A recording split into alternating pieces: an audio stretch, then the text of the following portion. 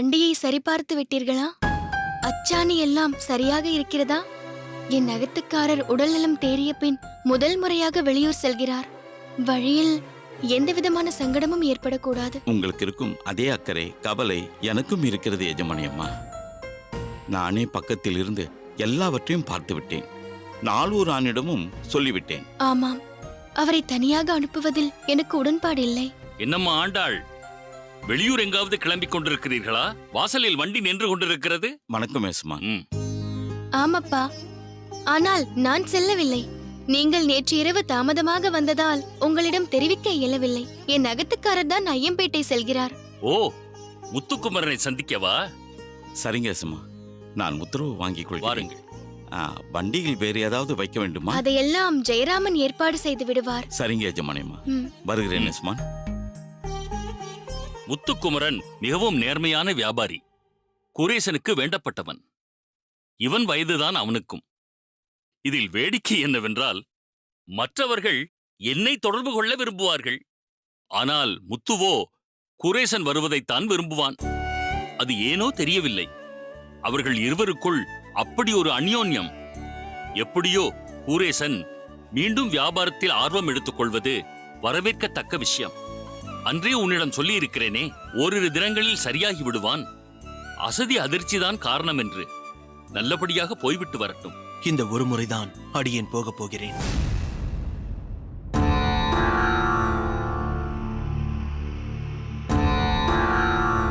ஏன் குரேசா, ஏன் அப்படி சொல்கிறாய்? என் மனதில் எந்த மாற்றமும் இல்லை. முத்துக்குமரனுக்கு நாளூரானை அறிமுகப்படுத்த வேண்டும். அதன் பிறகு நாளூரான் வியாபார ரீதியாக முத்துக்குமரனை சந்திப்பான் என்று நீ நினைக்கிறாய். ஆனால் முத்துக்குமரன் உன்னை தவிர வேறு யார் சென்றாலும் தொடர்பு கொள்ள மாட்டான். வியாபார ரீதியாக இருந்தாலும் சரி, நட்பு ரீதியாக இருந்தாலும் சரி, என்னையும் விட உன்னை சந்திப்பதையே விரும்புபவன். நாளூரானுடன் வியாபாரம் செய்ய மாட்டான். அடியேன் அவனுக்கு புரிய வைப்பேன். தேவையில்லாமல் நாளூரானை அழைத்து செல்கிறாய். இந்த ஒரு வியாபாரத்தை மட்டுமாவது நீயே நேரடியாக கவனித்துக் கொள். தந்தையே, அடியேன் ஏற்கனவே சொன்னதுதான். இதிலெல்லாம் அடியேனுக்கு நாட்டம் இல்லை. அப்பா, அவர் விருப்பப்படியே சென்றுவிட்டு வரட்டும். நீங்கள் சொல்வதிலிருந்து முத்துக்குமரன் சம்மதிக்க மாட்டார் என்றுதான் எனக்கும் தோன்றுகிறது. அவரை சந்தித்த பிறகு இவரே தன் மனதை மாற்றிக்கொள்ளட்டும்.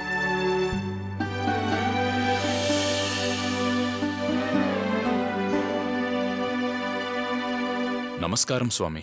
நமஸ்காரம். நமஸ்காரம் சின்ன எஜமான். நமஸ்காரம் எஜமானி அம்மா. என்ன சுவாமி, புறப்படலாமா? உங்களுக்காகத்தான் காத்திருக்கிறேன். ஏன் தாமதம்? அங்கு பண்ணையில் சில வேலைகளை முடிக்க வேண்டியிருந்தது. 2 நாட்கள் நான் இருக்க மாட்டேன் அல்லவா? நாம் ஏதாவது எடுத்துக்கொள்ள வேண்டுமா? தேவையானதெல்லாம் வண்டியில் வைத்தாகிவிட்டது. சரியான நேரத்தில் இவர் அமுதுண்ண வேண்டும். அதை மட்டும் நீங்கள் சரியாக பார்த்துக் கொள்ளுங்கள். அதேபோல் இவர் கூடவே இருந்து இவருடனே திரும்புங்கள். வெகு நாட்களுக்கு பிறகு வெளியூர் செல்கிறார். உங்களை நம்பிதான் நான் இவரை அனுப்புகிறேன். கவலை வேண்டாம் எஜமானி அம்மா. இவரை பொறுப்பாக பார்த்துக் கொள்ள வேண்டியது என் கடமை. ஜாக்கிரதையாக அழைத்துச் சென்று பத்திரமாக திரும்பி வருவோம். பேசி பேசி நேரம் கடத்த வேண்டாம் நாளூரான். கிளம்பு, போகலாம். தந்தையே, அடியேன் உத்தரவு வாங்கிக் கொள்கிறேன். வருகிறேன் ஆண்டாள். வருகிறேன் சுவாமி, வருகிறேன் அம்மா.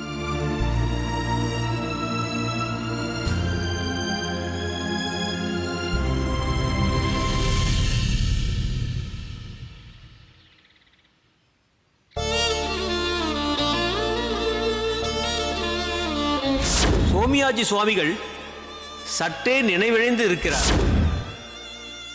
அதற்கு காரணம் அவருக்கு ஏற்பட்ட நெஞ்சுவலி.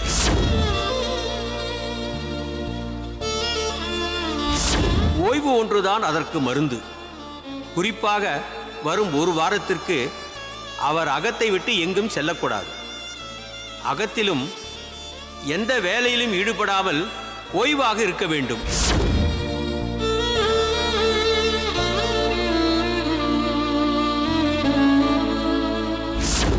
சதா சர்வகாலமும் ஓய்விலேயே இருந்தால் 1000 ஆண்டு காலம் வாழ முடியுமா?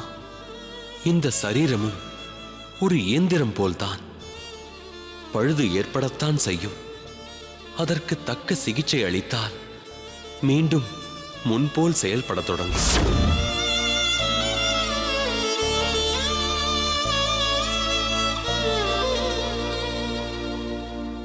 பாட்டி, அங்கே பாருங்கள்.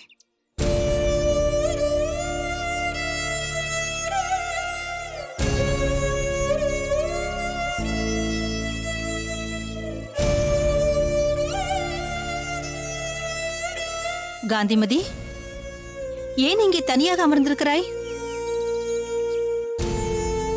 கண்கள் வேறு கலங்கி இருக்கிறது. ஏன், என்ன ஆயிற்று?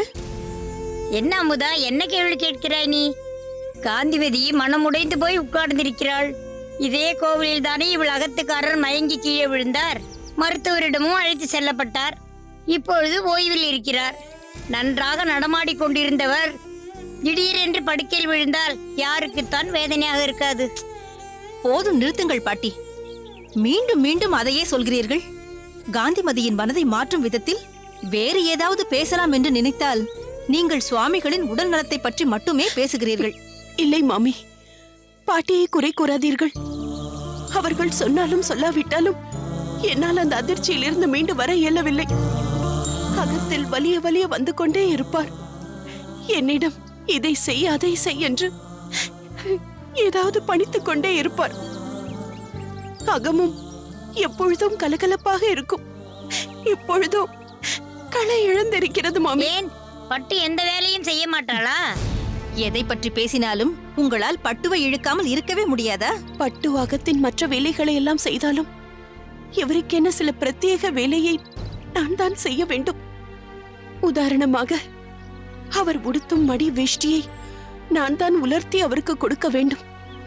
பெருமாளின் சேவைக்கு தேவையான புஷ்பங்களை நான் தான் தொடுத்து கொடுக்க வேண்டும். இப்படி எத்தனையோ. திடீரென எல்லாமே ஸ்தம்பித்தது போல் இருக்கிறது. மனதிற்கு சங்கடமாகவும் வேதனையாகவும் இருக்கிறது. அதுதான் பெருமாளிடம் முறையிட்டு போகலாம் என்று கோவிலுக்கு வந்தேன். எப்பொழுதும் உன்னையே நினைத்துக் கொண்டிருப்பவரை இப்படி படுக்கையில் கிடத்தி விட்டாயே என்று முறையிட்டு விட்டு வந்தேன். நமக்கு அவர்தானே கதி. நீயாக தேவையில்லாமல் எதை எதையோ கற்பனை செய்து கொள்கிறாய். நீ வேண்டுமானால் பார், ஓரிரு தினங்களில் எழுந்து மீண்டும் பழையபடி ஓடி ஆடி வேலை செய்ய துவங்கி விடுவார். அங்கு வட்டரிலிருந்து எல்லோரும் சொல்லிக் கொண்டிருக்கின்றனர், சுவாமிகள் இல்லாமல் கோயில் கோயில் போலவே இல்லை என்று. நீ மட்டும் இல்லை, எல்லோருமே அவருக்காக பிரார்த்தனை செய்து கொண்டுதான் இருக்கிறோம். அவர் இல்லாமல் அந்த ஆதிகேசவனுக்கே இருப்பு கொள்ளாது. விரைவில் குணப்படுத்தி விடுவார். நீ மனம் தளராதே, தைரியமாக இரு. முதலில் இந்த குங்குமத்தை உன் நெற்றியில் வைத்துக்கொள். தாயாரின் சன்னதியில் இருந்து பிரத்யேகமாக அர்ச்சனை செய்து பட்டர் கொடுத்தது. இந்தா, எடுத்துக்கொள்.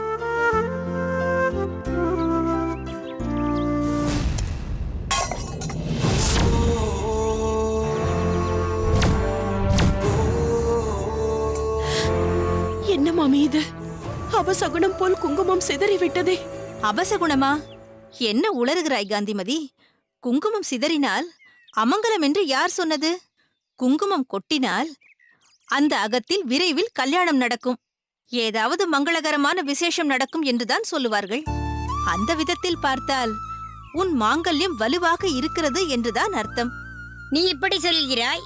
ஆனால் சில வருடங்களுக்கு முன் நம் தெருவில் இருக்கும் சடகோப நகரத்தில் நடந்தது உனக்கு நினைவிருக்கிறதா?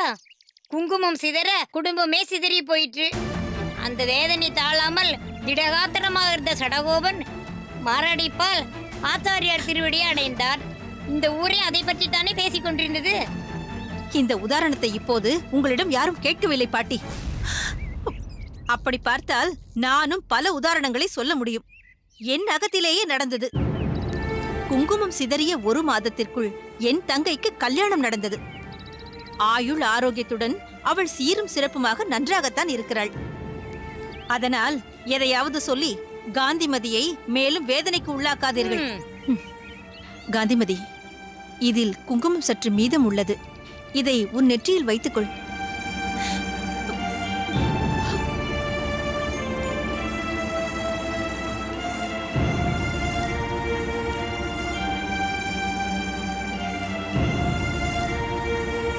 சரி காந்திமதி, இந்த குங்குமத்தை கொடுப்பதற்காகத்தான் நான் இங்கு வந்தேன். நம் எல்லோருடைய பிரார்த்தனையும் வீண் போகாது. நீ கவலைப்படாதே. நேரமாகிறது, அகத்திற்கு போ. நாங்களும் புறப்படுகிறோம். வாருங்கள் பாட்டி. ம்.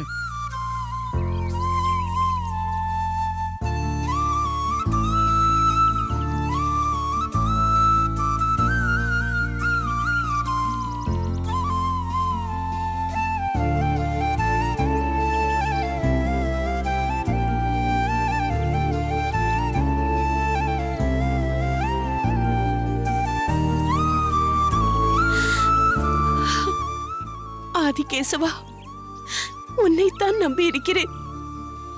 என்னை கைவிட்டு விடாதே.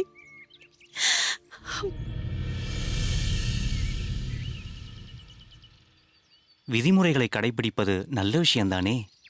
அதை செய்ததால் தானே அணியரங்கரும் எங்களுடன் அன்பாக பழகுகிறார். பொறுப்பில் இருப்பவர்கள் சில விதிமுறைகளை விதிப்பார்கள்.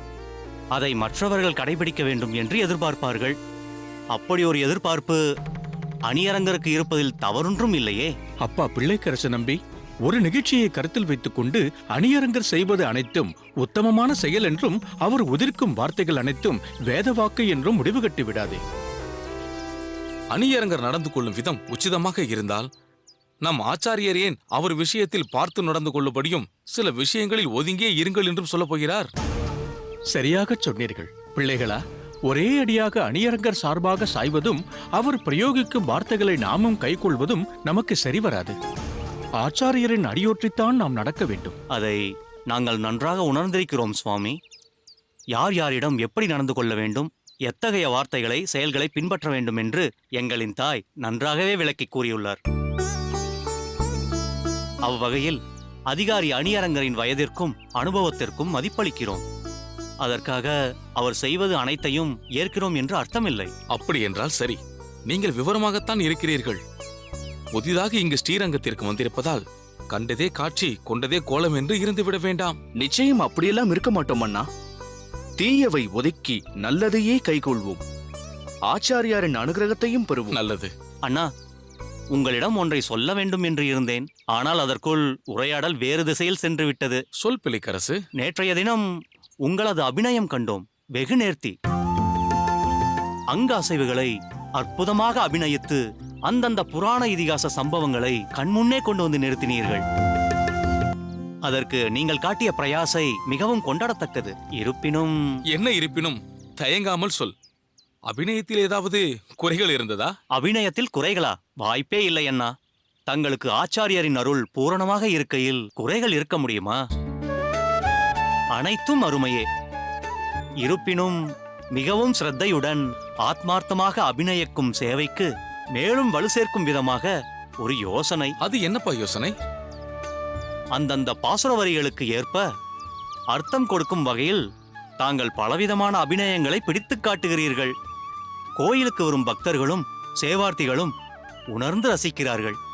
அதற்கு வலு சேர்க்கும் விதமாக அந்த பாசுரங்களில் வர்ணிக்கப்படும் சூழ்நிலை காட்சிகள் போன்றவற்றை சித்திரங்களாக வரைந்து திருநடனம் புரியும் தங்களுக்கு பின்புறம் அந்த சித்திர வேலைப்பாடுகளை திரைகளாக நிறுத்தினால் பார்ப்பவர்களுக்கு மேலும் வியப்பும் லயிப்பும் ஏற்படும். அந்த திரை ஓவியங்கள் வர்ணிக்கப்படும் சூழலுக்கே அழைத்துச் சென்று பாசுரத்துடன் ஒன்றச் செய்யும்.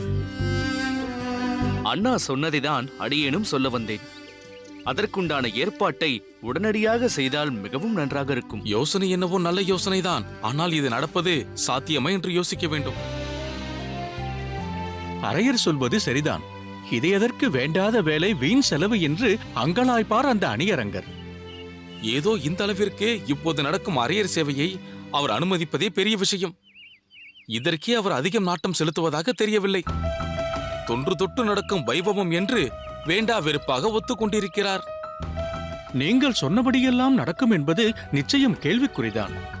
அது மட்டுமல்லாமல் உங்கள் யோசனையை முதலில் நம் ஆச்சாரியருக்கு தெரியப்படுத்த வேண்டும். அனுமதியும் பெற வேண்டும். இதற்கு நம் ஆச்சாரியர் உடன்படுவாரா என்பது சந்தேகம்தான். அனுமதிக்க மாட்டேன் என்று யார் சொன்னது?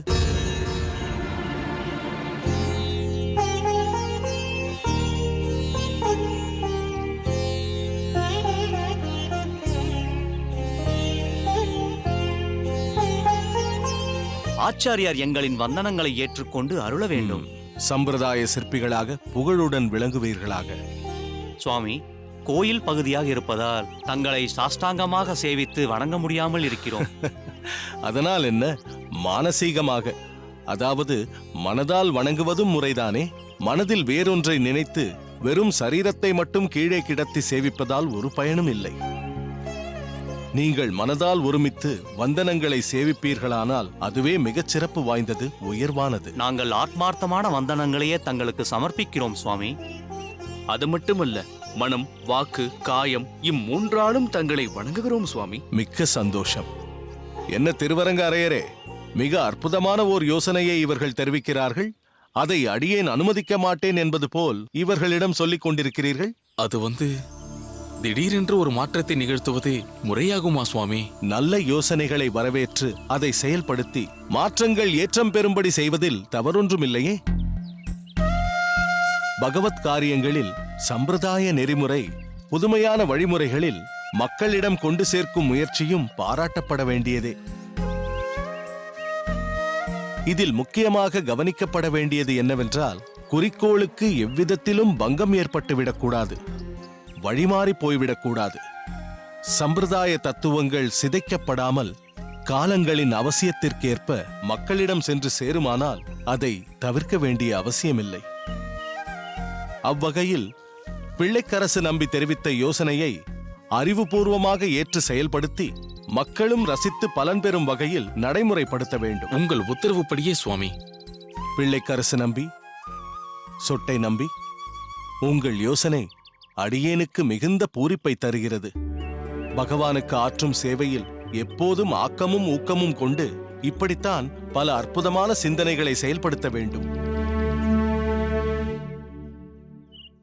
பகவான் கொடுத்த அறிவை பகவத் கைங்கரியத்தில் சிறப்பாக பயன்படுத்த வேண்டும். அதற்குண்டான அடிப்படை தகுதிகள் உங்களிடம் இருப்பது அடியேனுக்கு மிகவும் பெருமையாக இருக்கிறது. உங்களைப் போன்ற இளைஞர்களால் சம்பிரதாயம் இன்னும் பல்லாயிரம் ஆண்டுகளுக்கு நீடூடி வாழும்.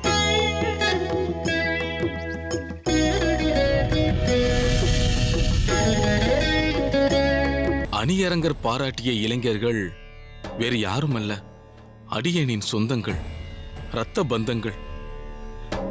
அடியனுடைய உடன் பிறந்த சகோதரர்களான பிள்ளைக்கரசு நம்பியும் சொட்டை நம்பியும் தான் அவர்கள்.